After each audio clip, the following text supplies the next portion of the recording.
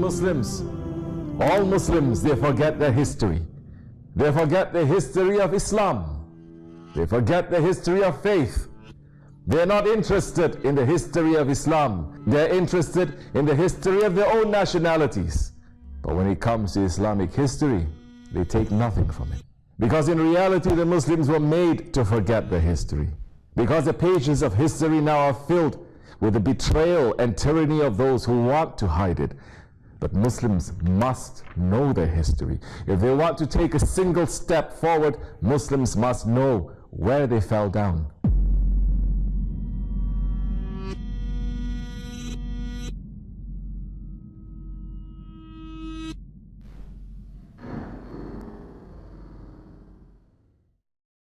The Seljuks came and they crushed the Crusaders. When 500,000 Crusaders came, Sultan Alp-Arslan came with only 50,000 soldiers, and he made them all dress in white. He said to them, "Today is our wedding day. That is why we are wearing white. With our lives, we will stop these Crusaders. We're going to open another history book to the world." And that Seljuk army stood and defended the world of Islam. And then the sons of Osman rose, and the Ottomans for 800 years held Islam high. They protected the Holy Lands. They protected the rights of the Muslims. They protected the rights of the non-Muslims. They held high the hadith of the Holy Prophet ﷺ, who said, "The Muslim Ummah is a unique Ummah among the whole of mankind. Their land is one. Their war is one. Their peace is one. Their honor is one. And their trust is one." They honored every nation inside the borders. And they especially showed honor and care to the Arabs, calling them the honored people. But then what happened? At the most severe and difficult point for the Sultan, for the Khalifa, for the Muslims, when the Ottomans were fighting on more than 20 fronts at the same time, the Arabs betrayed the Sultan.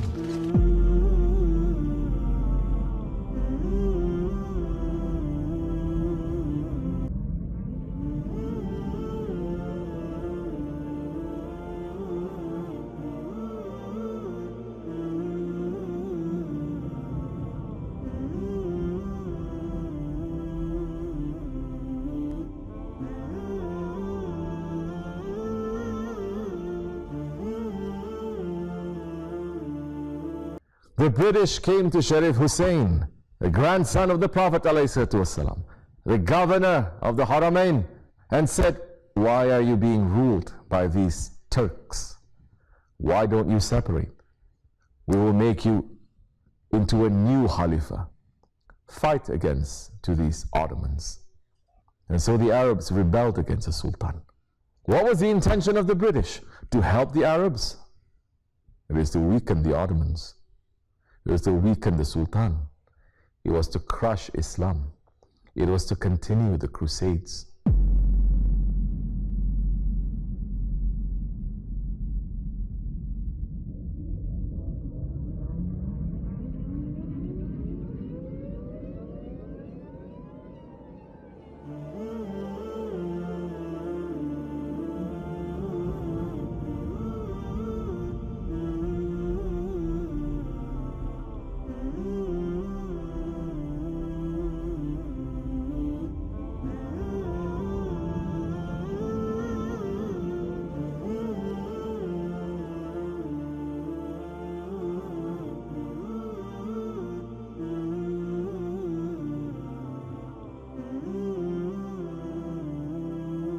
The Arabs became the pawns in somebody else's chess game. While the Arabs were fighting and betraying the Ottomans, the British, the French, the Russians, and the Italians, they were dividing up the Arab lands. That rebellion made the hadith of the Holy Prophet ﷺ come true when he said, "Soon a time will come when the nations will gather against you, just as people gather around a feast." Someone asked, "Will it be because we are small in number, Ya Rasulullah?" He said, "No, you will be in huge numbers, but you will be as useless as the scum on the sea." and Allah will remove the fear that your enemies used to have for you from their hearts, and He will place al-wahn in your hearts. They asked, what is al-wahn? Rasulullah ﷺ said, love of the dunya and hatred of death.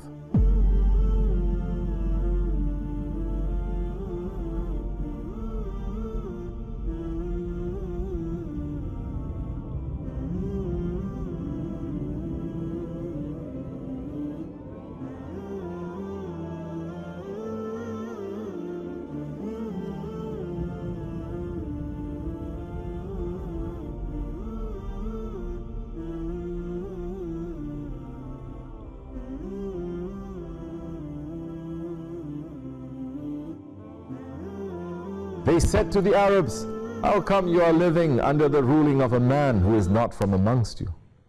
They listened until they became divided. We were Turkish Muslims. We used to kiss the hem of the clothes of the Muslim Arabs because they are from the descendants of the Prophet ﷺ.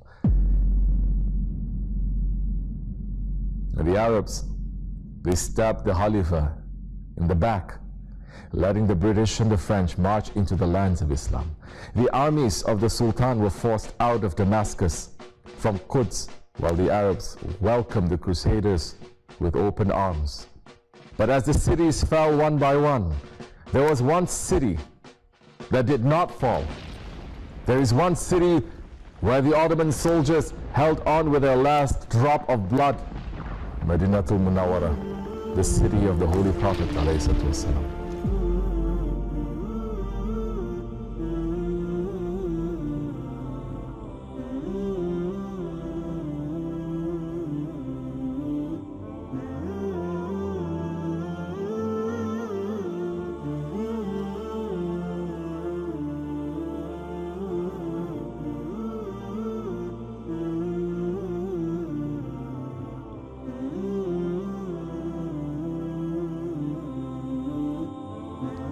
The great Ottoman general and warrior, the tiger of the desert, Omar Fakhreddin Pasha, continued to defend Medina.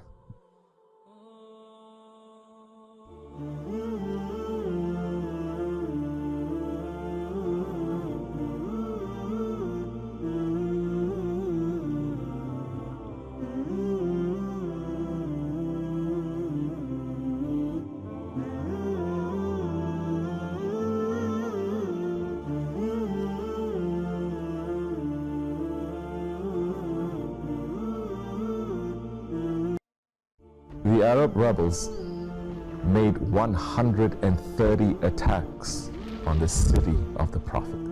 On one day, on just one day, the Arab rebels and their allies, they fired more than 300 bombs on the city of the Prophet. The Arab rebels and the British with Lawrence destroyed the Hijaz railway, cutting off the food and supplies of the Ottomans.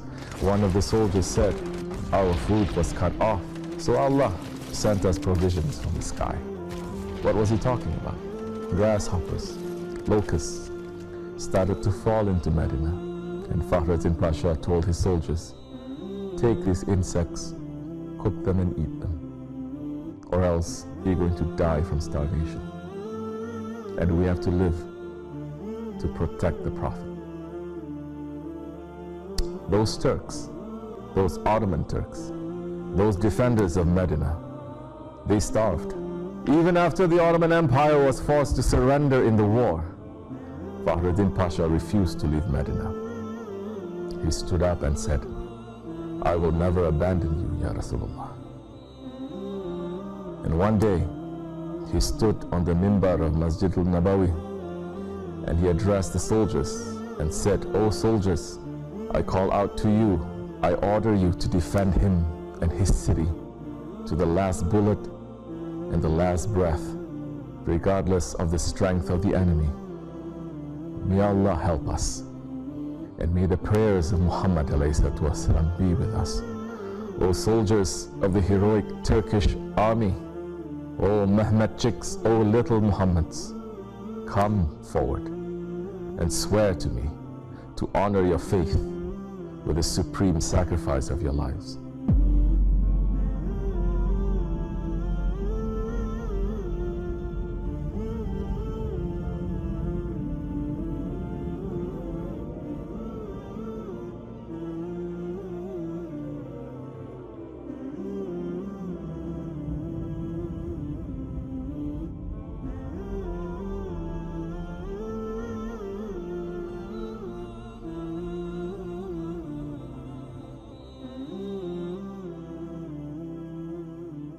And Sharif Hussein, who was honored by the Khalifa, Sharif Hussein, who betrayed Islam, sent a message to Fakhruddin Pasha, ordering him to surrender.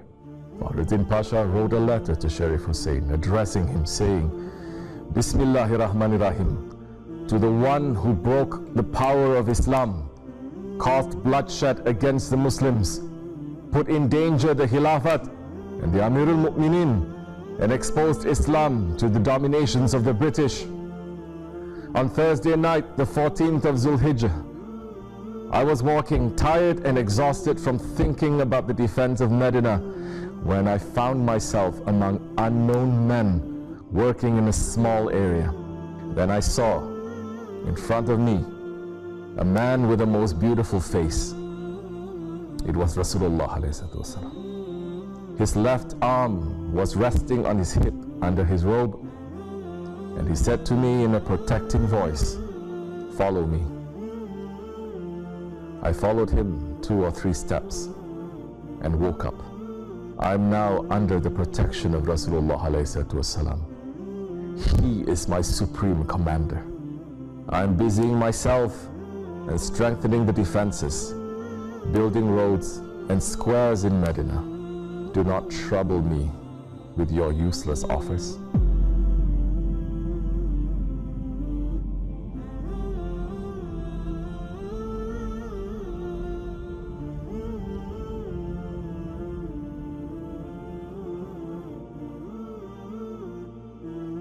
Fakhruddin Pasha kept his promise. He did not surrender Medina. In the end, some of his desperate men, they arrested him and took him by force out of the city. And the Arab rebels entered the city. For 12 days, they pillaged Medina. They stole, they desecrated, they disrespected, they destroyed. They broke the locks of more than 4,000 homes, and they looted everything.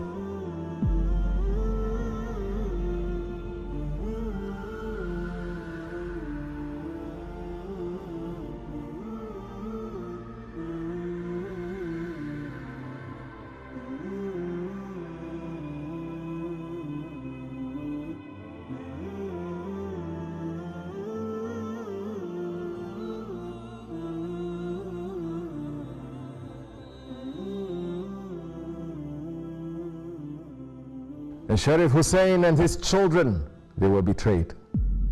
Sharif Hussein was exiled to Cyprus, where he died, crying for the betrayal of the Khalifa.